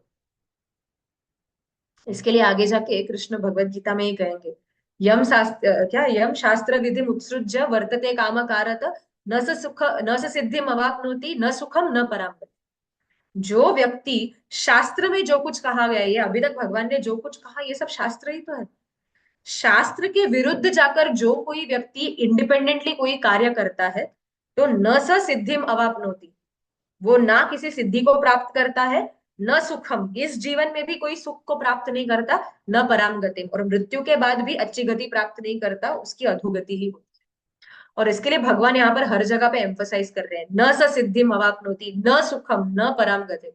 हर एक चीज पे न, न, न, एक ही सेंटेंस में कह सकते थे न सिद्धिम सुखम पराम गतिम, लेकिन हर एक के आगे न लगाने के पीछे कारण ये है कि वो एम्फेसाइज कर, कि हो ही नहीं सकता, वो ना सुख प्राप्त करेगा, ना सिद्धि प्राप्त करेगा, ना मृत्यु के बाद कोई अच्छी गति प्राप्त करेगा, just because of this disobedience. जिस प्रकार भौतिक जगत में अगर हमने किसी कानून को तोड़ा या कुछ किया, तो फिर जेल में जाना निश्चित है। तो उसी प्रकार आध्यात्मिक जो भी भगवान ने किए हुए रूल्स एंड रेगुलेशंस अगर हम तोड़ रहे हैं, तो इट इज ऑब्वियस कि हम नरक की यातना भुगतने ही वाले, या फिर जो पशु योनि है उसमें हमारा प्रवेश होगा। ये ऊर्ध्वम गच्छन्ति सत्वस्ता, मध्य तिष्ठन्ति राजसा, जगन्य जनवृत्तिस्थ, अधो गच्छन्ति तामसा। जो तमोगुण और रजोगुण के प्रभाव में आकर कार्य करेंगे, उनकी अधोगति होना जो है वो निश्चित है। ठीक है। सो ये यहाँ पे भगवान कह रहे हैं। तो तीन प्रकार के लोग हैं जो इस कर्म बंधन से छूट सकते हैं। तो क्या है यहाँ पर? एक ऐसे व्यक्ति जो शास्त्रों को खुद से, ये बहुत ही सिद्ध पुरुष होते हैं, जो शास्त्रों को समझ भी लेते हैं, एंड वो समझ जाते हैं कि ये शास्त्र है और भगवान ने ऐसा ऐसा इंस्ट्रक्शन दिया है क्लियर कट बस, और सभी इंस्ट्रक्शंस को पालन करते हैं, गुरु के अंडर जाके सब इंस्ट्रक्शंस। यहाँ पे हम देख रहे हैं नारद मुनि, दासी के पुत्र के रूप में उन्होंने जन्म लिया था, लेकिन जो महाभागवत वैष्णव थे उनके संग में आकर अगला जन्म जो है वो नारद मुनि का मिला इन्हें। ठीक है। तो ऐसे व्यक्ति जो शास्त्रों को समझते हैं और शास्त्र की विधि का पालन करते हैं, ये कर्म बंधन से छूट जाते। सोचिए, दासी पुत्र थे लेकिन नारद मुनि बन गए अगले जन्म में। दूसरे कैटेगरी के लोग ऐसे होते हैं कि उन्हें शास्त्र में पूरा विश्वास होता है, लेकिन कुछ कारणवश वो उसे प्रैक्टिस नहीं कर पाते, लेकिन अगर मन में इच्छा होगी तो कृष्णा विल अल्टीमेटली उनको वो रास्ता दिखा देंगे। तो ऐसे सेकेंड कैटेगरी के लोग हैं जो पालन नहीं कर सकते लेकिन शास्त्र में पूरी श्रद्धा है। तीसरे कैटेगरी के लोग वो होते हैं जो जिनमें इतनी श्रद्धा नहीं होती, ठीक है, लेकिन शास्त्रों की निंदा भी नहीं करते। जैसे कि हम यहाँ पे देख रहे हैं कॉलेज के बच्चे, किसी भी एंगल से भक्ति करना इन दूर दूर तक इनके मन में नहीं रहेगा, लेकिन हम यहाँ पे देख रहे हैं बिना किसी ईर्ष्या के वो भक्तों के साथ नाच रहे, गा रहे, कीर्तन कर रहे। तो ऐसे व्यक्ति भी जो है, इनका क्या होता है, इनमें अज्ञात सुकृति जो है वो इनको मिलती जाती है, और अज्ञात सुकृति मिलने की वजह से कभी ना कभी धीरे धीरे उनका उद्धार हो जाता है। They are on the path, अभी तक पहुंचे नहीं है लेकिन उस रास्ते पर मुड़ चुके हैं। तो ऐसे तीन प्रकार के व्यक्ति जो है वो इस कर्म बंधन से छूट सकते हैं। लेकिन जो व्यक्ति राक्षसी प्रवृत्ति का है, असुर, असुर मतलब क्या? एज वी डिस्कस्ड, आशु, द वर्ड आशु या फिर अशु मीन्स इंस्टेंट, बहुत ही जल्दी। इसके लिए शिव जी को आशुतोष कहते हैं, जो बहुत ही जल्दी संतुष्ट हो जाते हैं वो है आशुतोष, बराबर। तो उसी प्रकार से आसुर, र मतलब रमण, और आशु मतलब जल्दी, जो इंस्टेंट प्लेजर चाहता है, I want what I want when I want and I don't care कि वो कैसे भी मुझे प्राप्त हो, ऐसे व्यक्ति को कहेंगे असुर। जो टेम्पररी इसके बारे में सोचेगा और बाकी के विधि विधानों के बारे में वो he won't think about it, सिर्फ टेम्पररी फ्रूट मुझे चाहिए, मुझे अभी इंद्रिय तृप्ति करनी है, आई डोंट केयर बट मुझे करनी है, चाहे वो जैसे कैसे क्यों ना हो। ठीक है। तो कर्म योग और ज्ञान योग में यहाँ पर ये फर्क है।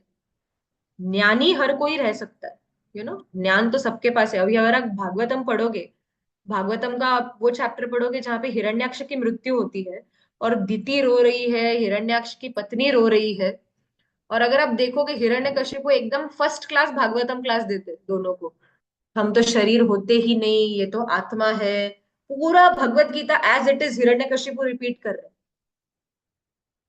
दिति और हिरण्याक्ष की पत्नी के पास। तो ज्ञान तो बहुत है। रावण भी पंडित था, बराबर, साम वेद पूरा गाकर शिवजी को संतुष्ट किया रावण ने। अगर आप शिव तांडव स्तोत्र सुनोगे, नो, जटाटवी गलज्वल प्रवाह पावित स्थले, वो जो बीट है ना एक, that thing is composed by Ravan. जब कैलाश पर्वत उनके हाथ पर शिवजी ने ये कर दिया था, रावण का पहले नाम दशानन था। रावण इसके वजह से जाना गया क्योंकि जब उसने कैलाश उठाने की कोशिश की और शिवजी ने कैलाश को रावण के हाथों पर दबा दिया पूरी तरह से, तो रावण के हाथ जो है वो कैलाश के नीचे दब गए। और इसके वजह से रावण इतनी जोर से चिल्लाया या फिर वो रोया कि उसके वजह से, मतलब that roaring of Ravan was so fearful कि जितने भी देवताओं की पत्नियां थी, उन्होंने रोना, डर के मारे उन्होंने रोना शुरू कर दिया। जो गर्भवती थी उनके मिसकैरेज हो गए। तो इसके लिए इतना भयानक आवाज था दशानन का। इसके लिए उसका नाम पड़ा रावण, जो दूसरों को रुलाता है। द नाम में ही लिखा हुआ है जो दूसरों को रुलाता है, रावण। सो ज्ञानी तो रावण भी था, ज्ञानी तो हिरण्यकशिपु भी था। लेकिन प्रॉब्लम क्या है कि ये जो अहंकार है ना, हेड नॉलेज है लेकिन वो हार्ट नॉलेज में ट्रांसफॉर्म नहीं होता, अप्लाई नहीं कर सकते।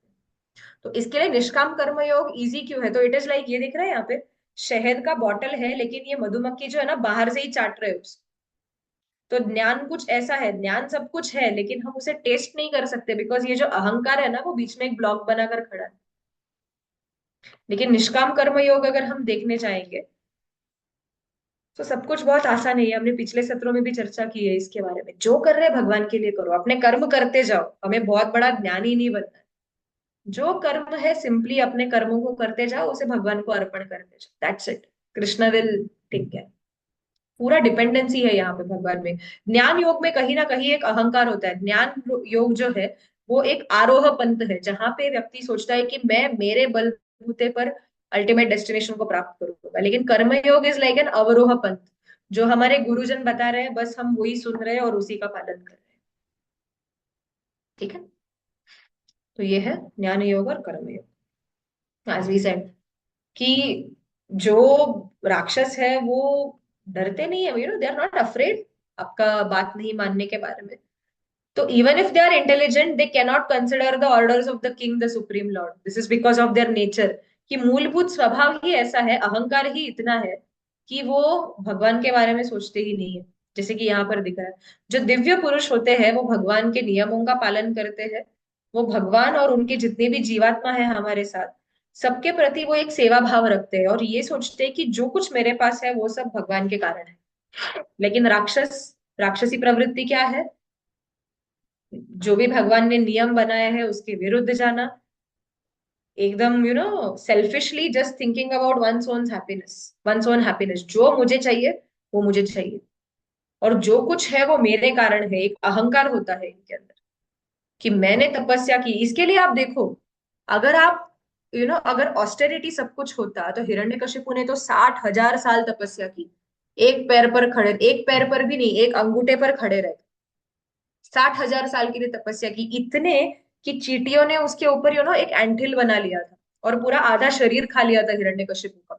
लेकिन फिर भी हिरण्यकशिपु इतना कठोर तप कर रहा था।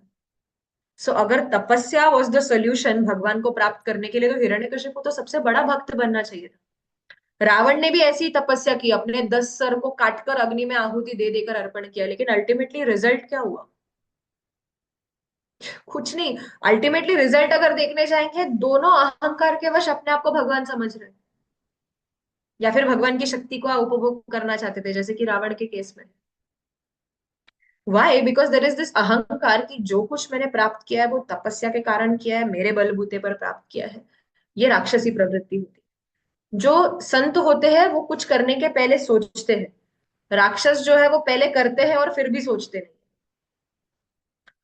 जो वो साधु पुरुष है, गुरु साधु और शास्त्र, इन तीन चीजों पर करेंगे। इनको शास्त्रों के नियम से कुछ लेना देना नहीं।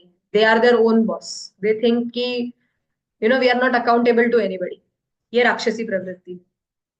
जो दिव्य पुरुष होते हैं वो लॉन्ग टर्म गोल देखते हैं, जैसे युधिष्ठिर महाराज ने यहाँ पर हम लोग ने स्टार्टिंग में उदाहरण दिया था।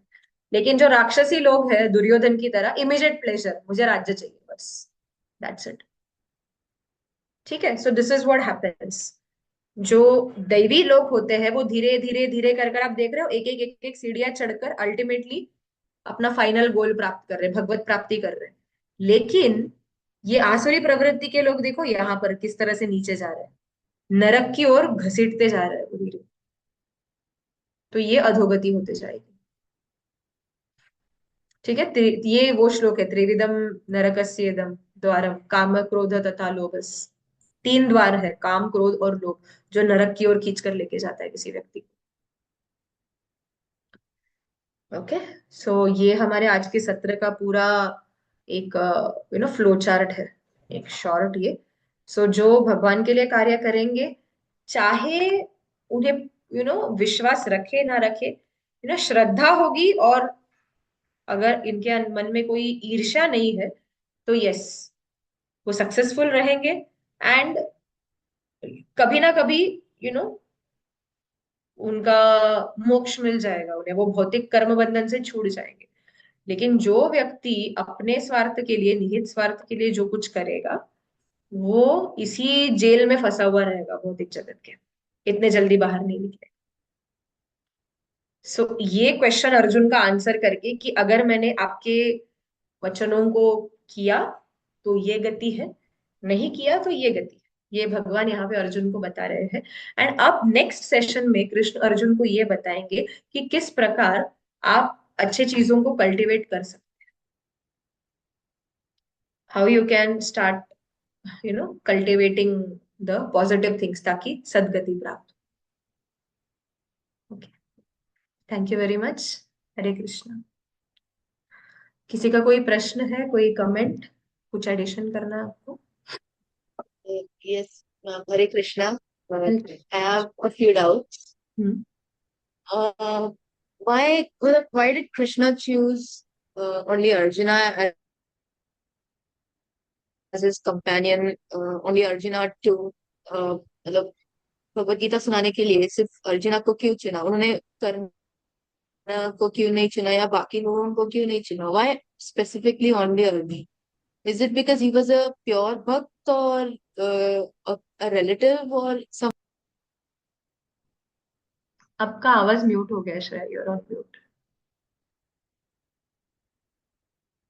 हरे कृष्णा।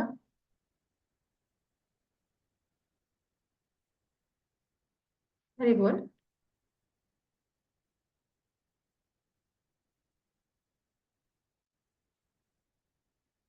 हरे कृष्णा। मेरे ही ऑडियो में प्रॉब्लम है या it's okay, you can write your question, no problem.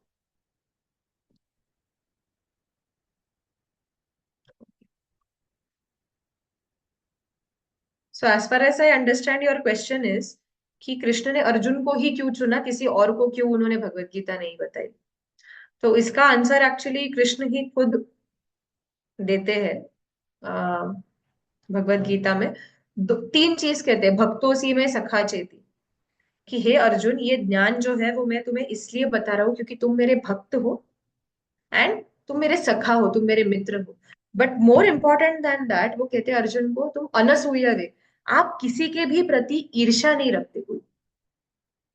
तो बिकॉज आप किसी के प्रति कोई ईर्ष्या नहीं रख रहे, और साथ ही साथ आप मेरे भक्त हो, इसके लिए मैं आपको ये ज्ञान बता रहा हूँ जो कुछ है। Oh sure, you had left the meeting. Hare Krishna Shreya, did you here the answer, मतलब जो कुछ अभी डिस्कस हुआ ना? Yes, ma'am. Can you hear me now? या I got, yes, please. Yes. या So, हाँ मतलब वही सवाल था मेरा कि out of everyone why did Krishna choose Arjun?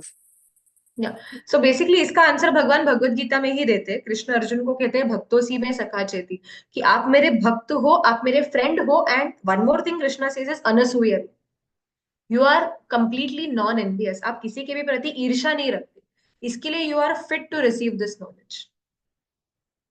सो अर्जुन के मन में अगर आप देखोगे, अगर ईर्ष्या होती तो ये स्टार्टिंग में इतना सारा कंपैशन आता ही नहीं था अर्जुन के मन में, उन लोगों के प्रति जिन्होंने इतना उनको कष्ट दिया है। So one needs to be really soft-hearted to receive this knowledge. And Arjun was soft-hearted. He was compassionate. And secondly, he is a devotee of the Lord. And third, he is a very good friend of Krishna. But अगर कृष्णा का इच्छा होता तो वो किसी को भी इतना सॉफ्ट हार्टेड बना सकते थे, राइट? सो फिर भी दैट्स व्हाट क्यों? I, yeah, that's what I said right now कि सरेंडर करना, see Krishna, every living entity will have their own minute independence. ठीक है, बहुत बार लोग ऐसे बोलते हैं कि भगवान की इच्छा के बिना तो पत्ता भी हिलता नहीं है, तो फिर ऐसे सब क्यों हुआ?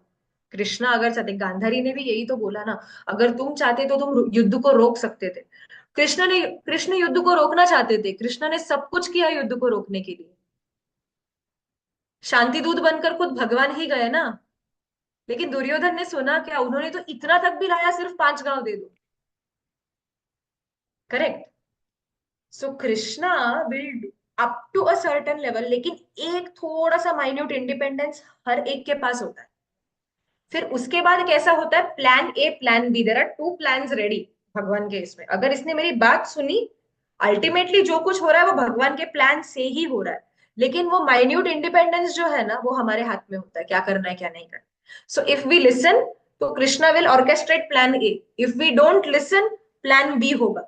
सो वो प्लान्स जो है वो भगवान के फिक्स्ड है, लेकिन that independence is in our hands. Choose करना है नहीं चूज कर, अगेन पूरा भगवत गीता बोला पूरा का पूरा, लेकिन अल्टीमेटली अर्जुन को वो इंडिपेंडेंस दिया गया। यथेच्छसि तथा कुरु, जो करना है वो करो। लेकिन अर्जुन ने क्या चूज किया? करिष्ये वचनम तव नष्टो मोह स्मृतिर्लब्धा, हे Krishna I will do what you want me to do. ये अर्जुन का चॉइस था। ठीक है। धृतराष्ट्र ने भी, if you think about it, Dhritarashtra ने भी एग्जैक्ट सेम भगवत गीता सुना है जो अर्जुन ने सुना, बराबर, बिकॉज लाइव टेलीकास्ट चल रहा था संजय के through.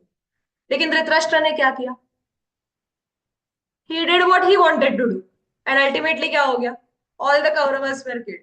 As a king he still had the authority कि वो युद्ध को रोक सकता था। अगर वो ऑर्डर देता था, मैं राजा हूं and as the king I am saying ये युद्ध नहीं होगा, पांडवों को उनका अधिकार मिल जाएगा, युद्ध नहीं होता, तो ओनस किसके ऊपर है? जो कुछ कर्म हमें मिल रहे हैं ना, जो कुछ हम भुगत रहे हैं, वो सब का ओनस सिर्फ और सिर्फ हमारे ऊपर है। हम भगवान को या किसी और को ब्लेम नहीं कर सकते। So the onus of this entire yuddha was actually on Dhritarashtra and Duryodhana. Krishna is not responsible for all of this.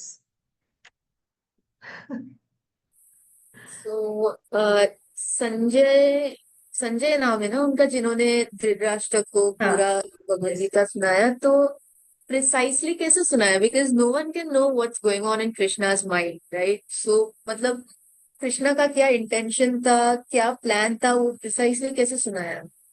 Sanjay को दिव्य दृष्टि प्राप्त हुई थी वेद व्यास से, and Ved Vyas is a literary incarnation of Krishna.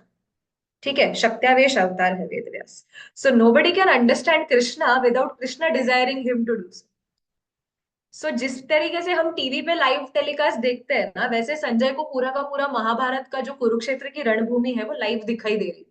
And जो कुछ कृष्णा बोल रहे हैं वो exactly he is repeating to Dhritarashtra. So yes, without Krishna's desire nobody can understand Krishna. So यहाँ पे वाया वेद व्यास उनको परमिशन मिला।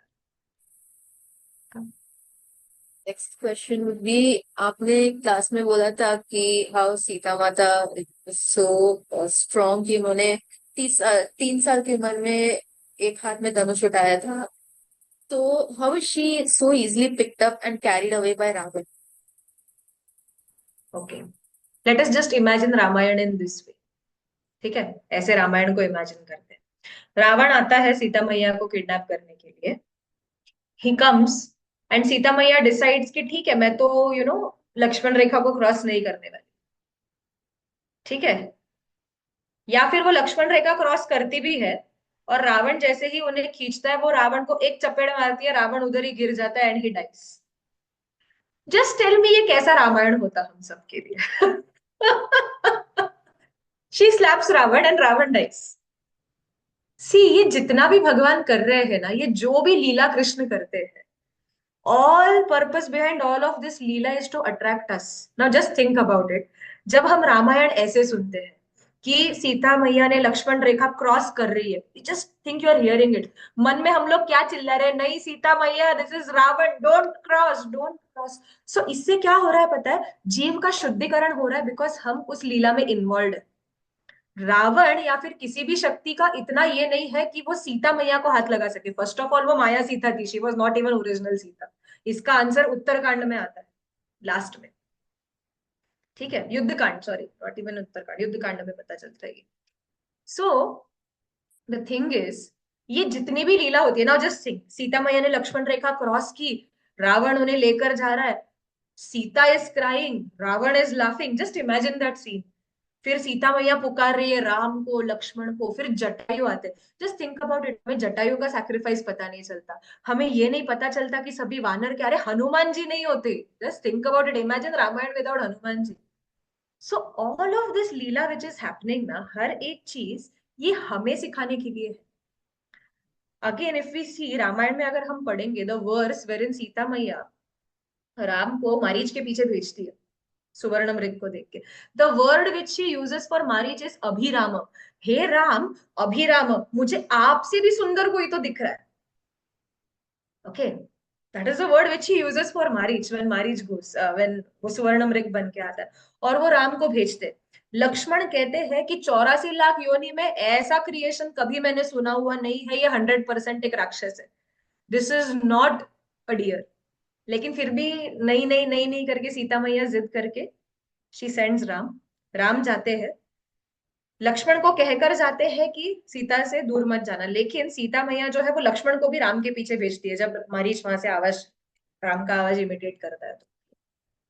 Then even after that Lakshman कहते हैं लक्ष्मण रेखा क्रॉस मत करना, वरना जब हम लौटेंगे, it is mention clearly, I am afraid that when we come back you won't be here. Lakshman बोल के जाते हैं ये सीता, रामायण में है ये।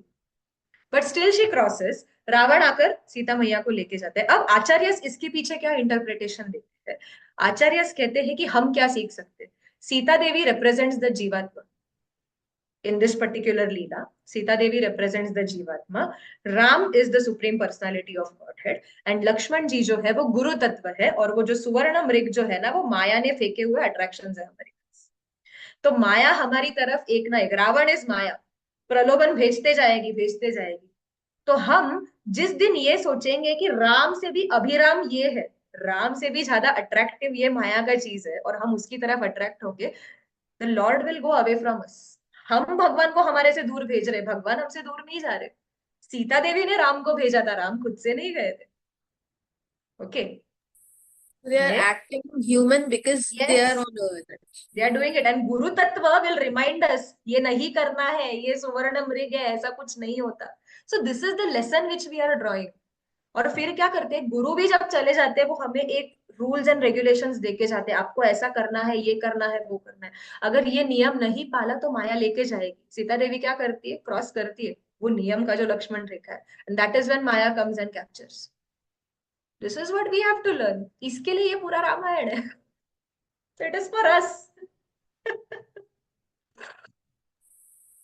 And my last question would be, they say कि Krishna's skin color is as dark as clouds or something they say, right? So itna pigmented body, how did it go unnoticed? Like Vrindavan, matlab, if his color is blue, then how did people not see कि हाँ, he is a bit different from us. He could not be one of us. How is he so blue? That's not really a human color. So, okay, now regarding Krishna's colour, अगर हम देखने जाएंगे तो बहुत सारे opinions है इसके बारे में। कुछ कहते हैं ही इज नवजलधर श्याम, he is just like a new monsoon cloud.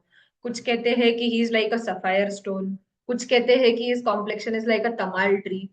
कुछ आचार्य कहते हैं कि his complexion is like a blue lotus, and Rup Goswami says कि ये सब कुछ भी अगर साथ में आ जाए तो भी कृष्णा का कॉम्प्लेक्शन मैच नहीं कर सकते।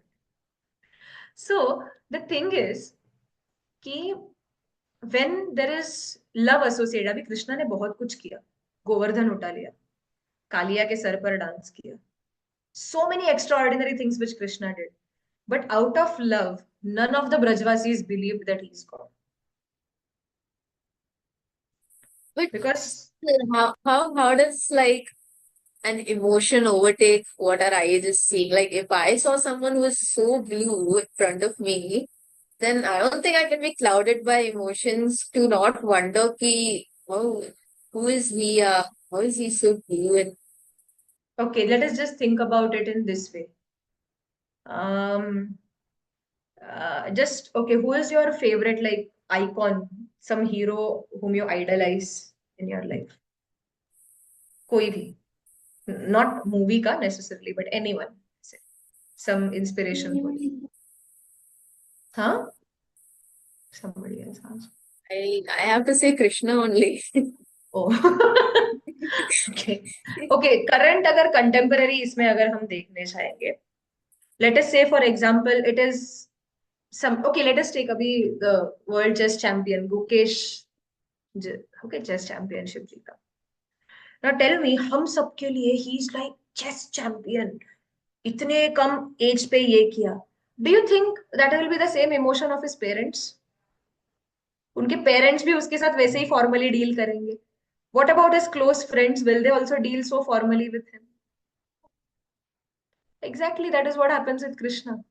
पूरा दुनिया जो है वो भगवान को इस ऐश्वर्य के रूप से देख रहा है, लेकिन जो कृष्णा के एकदम क्लोज एसोसिएट्स है ना, दे विल स्टिल से कि हाँ he is our friend.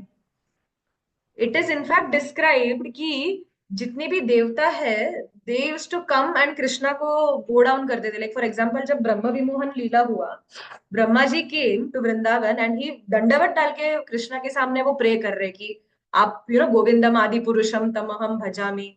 And इतना कि वो कहते हैं, ब्रह्मा जी ने जो कृष्णा का स्प्लेंडर देखा, दैट एफल्जेंस जो भगवान एमिट कर रहे थे, तो ब्रह्मा जी बोलते हैं कि मैं तो एक जुगनू की तरह हूँ, I am just like a fire fly and you are like the sun. Okay, ऐसे ब्रह्मा जी प्रे कर रहे हैं. This is the mood of Brahma, जो हम सबका रहेगा. You are so blue, you are so beautiful, you are this and you are that. And Krishna के friends दूर खड़े रह के ये सब देख रहे. You know what are they discussing? ये जो व्यक्ति है ना, उसके पास चार सिर है but he has no brains. सर चार है लेकिन ब्रेन एक में भी नहीं है. इसके पैर पड़ रहे. यू नो, जब बोल रहा है सत्यम परम धीमहि, और ये fellow whenever he opens his mouth he is just lying all the time.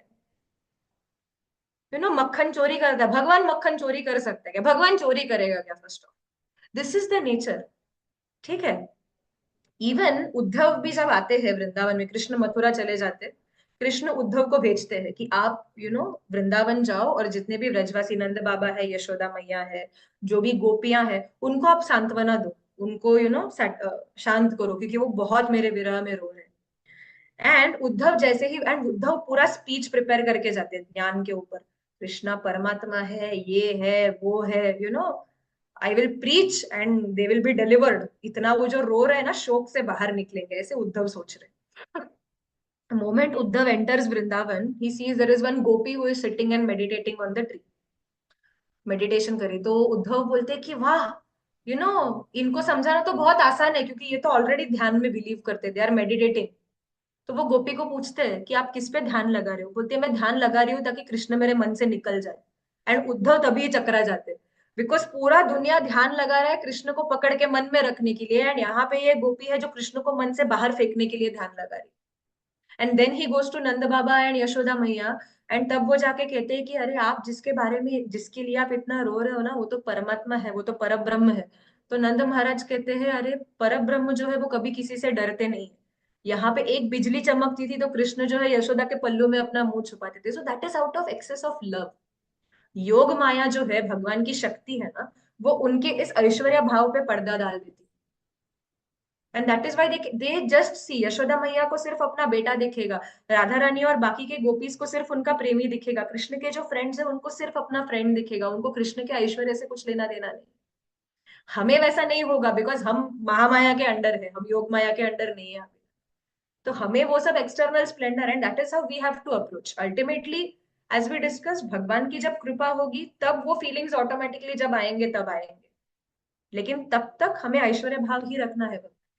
हाँ, हमारा गोल वो है जो ब्रजवासीज का मूड था, because that is what Krishna loves the most, that is the top most. ठीक है. So that is why they could not, they just could not think of him in that way. They, उनका सोचना क्या था, वाह इसका complexion कितना सुंदर है, वो ऐसे नहीं सोचते थे कि इसका कॉम्प्लेक्शन अलग क्यों है, वो सोचते थे कॉम्प्लेक्शन कितना सुंदर है, वो कितना सुंदर दिखता है। This was their thought process because there was excess of love. And excess of love होगा तो there is no way we will think about the other person's opulence. ऐसे। Thank you so much. Hare Krishna. This answered your question. किसी का कोई और प्रश्न है?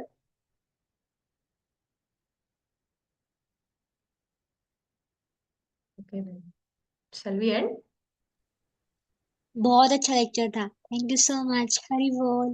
हरे कृष्णा।